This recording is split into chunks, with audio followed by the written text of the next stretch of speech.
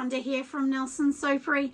Today is midweek and I thought rather than doing some more soap, some more bath bombs, which of course I do need to get onto, but today I thought I'm actually going to show you a video of how I make some polymer clay earrings. I know it is totally different, but I'm a creative soul and I thought you may actually want to see exactly how I do it. So I'll pop the camera down and show you exactly what I'm going to do and just a few ingredients. I mean, I don't do this professionally. It's just something I love doing and it's a bit fun.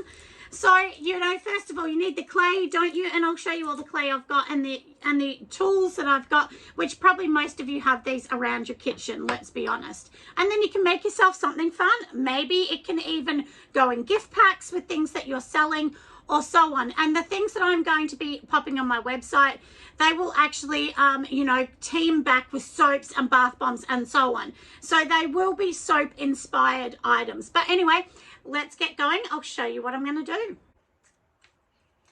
All right, so in front of me, I do have all of these shapes. These are just cutters. I mean, you've probably got lots and lots of these around the house, and this is what's going to make your earring. So, you know, when you see them and it's got like sort of a top and a bottom to the earring, and then you put a little clasp in the middle or a little ring in the middle to join them. So that's why we're doing that.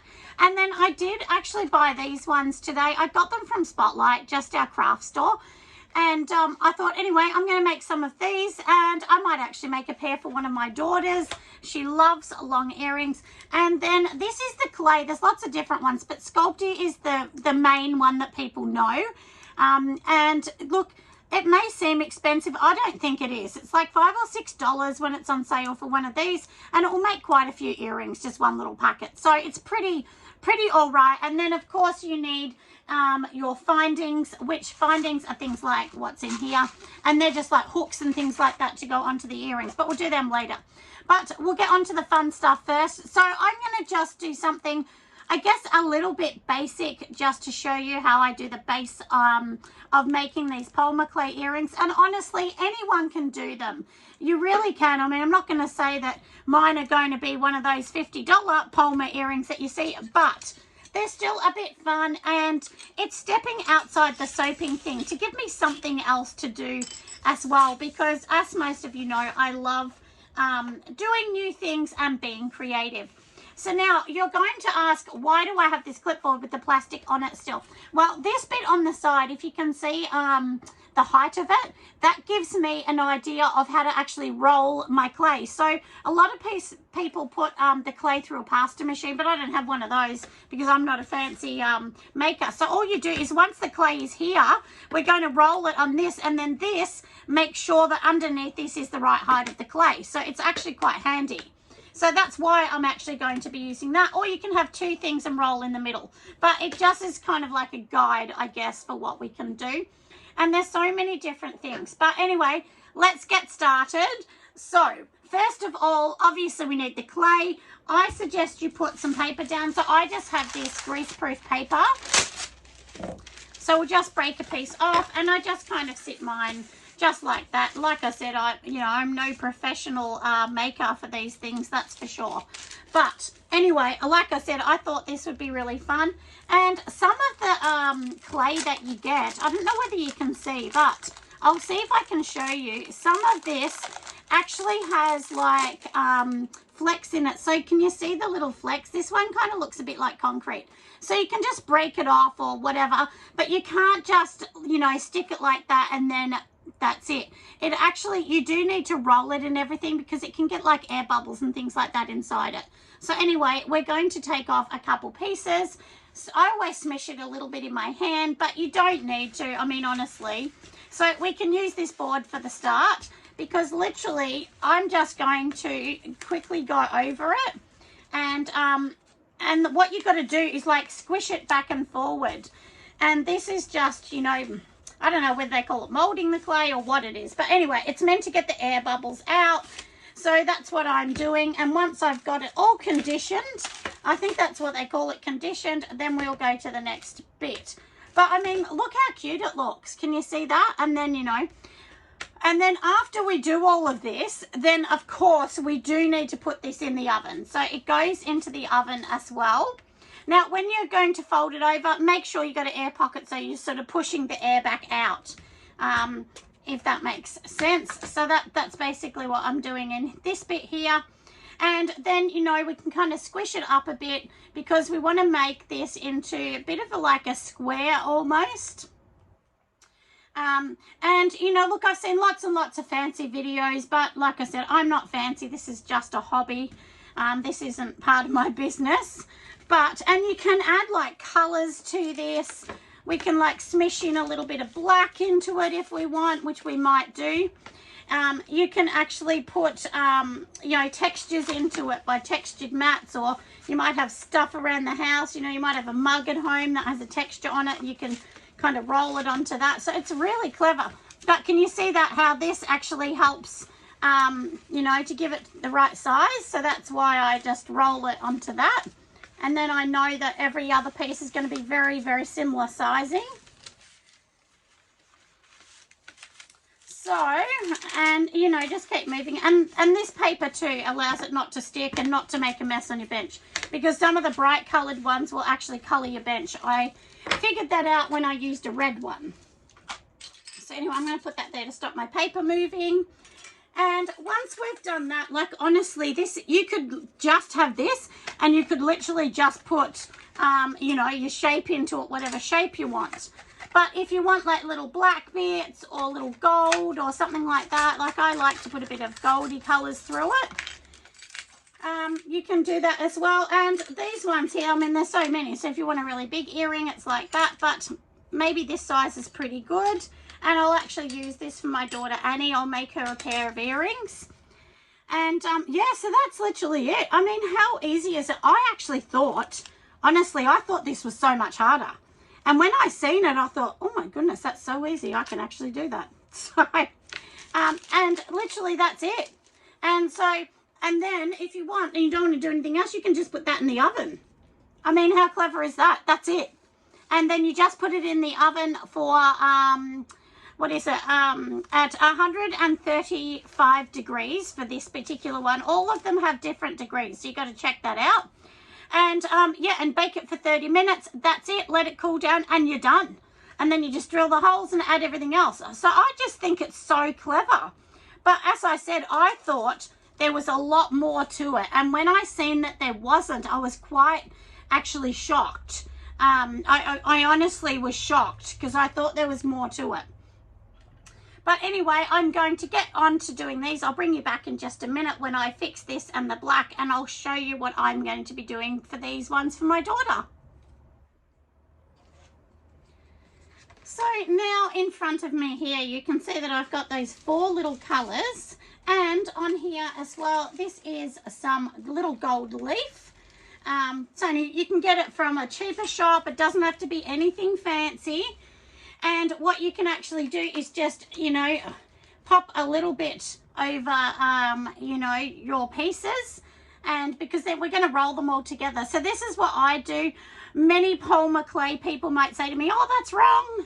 And I'm sorry, polymer clay people, if you're telling me it's wrong, because you're probably right and I'm probably wrong, because I'm no expert at doing this. But like I said, this is for fun. I'm not a professional clay maker, you know, like I'm not going to pretend I am. I am certainly not.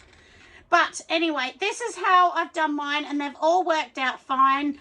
I've seen lots of ways where you've got to add the glues and paints and things like that. But anyway, like I said, this seems to have worked for me.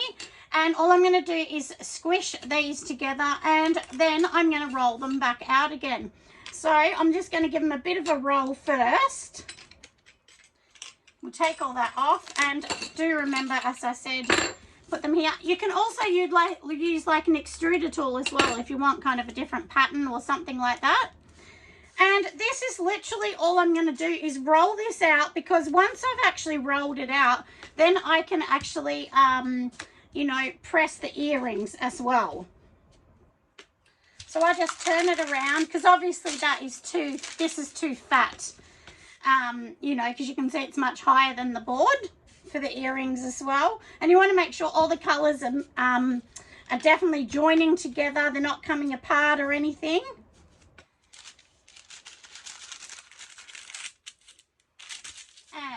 before I do that, I'm just going to quickly give it a squish this way. So I just go over both sides to make sure it's all combined.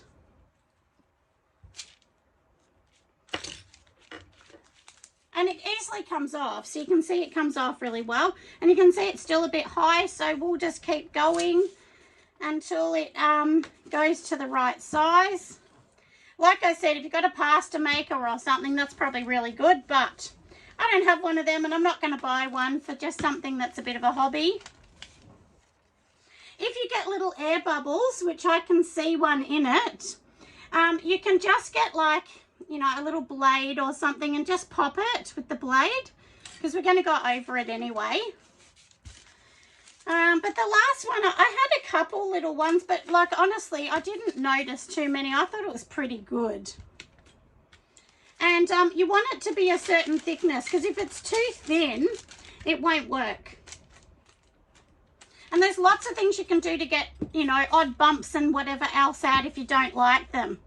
And I'm going to show you something my daughter bought me.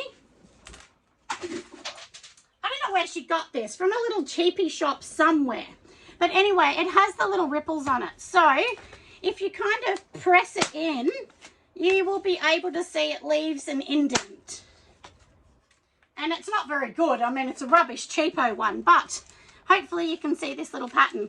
And this is like it. That's all we need to do. And then we're just literally going to get our shapes and push it in and get whatever shape or whatever you want. So if you want a bigger one than that, which maybe we'll do this bigger one, because my daughter Annie loves big earrings. So, and I'm making these for her. They won't all be for her, but I might actually sell some if they turn out all right. But look how cute that is. Doesn't that look cute? Hopefully you can see how cute that is. Yeah, so, and that's it. So basically we want that one, and then you need a circle, which I've got this circle here, and that's going to be the top, because you will sort of want one that's going to be a stud, but you could put a hook straight through that and it doesn't matter. And so then I'll make sure we, you know, look after these ones. And then, like I said, for I'm going to make all of these and then I'm going to bake them. So I'll bake them and show you what I do next. And you've got to be really gentle when you're pushing them out. I did see that you can sort of put corn flour and stuff like that on to stop anything else. But, you know, once you're finished, you're really going to sand them anyway and put a little gloss or something on them. So, yeah, so literally I'll keep going. And, I mean, as you can see, it's pretty easy, isn't it? I mean, really. It's really not that hard to do. So, yeah, that's it. But, yeah, like I said, I did see a few people put corn flour in to stop them sticking inside here, because it'd be better if they weren't sticking in here. Like, you really don't want that, but it is what it is, isn't it? As I said, I'm not a professional polymer clay person, but I thought, let's just make these and they'll come out gorgeous. And, you know, I've seen some of polymer clay earrings for like $70 a pair.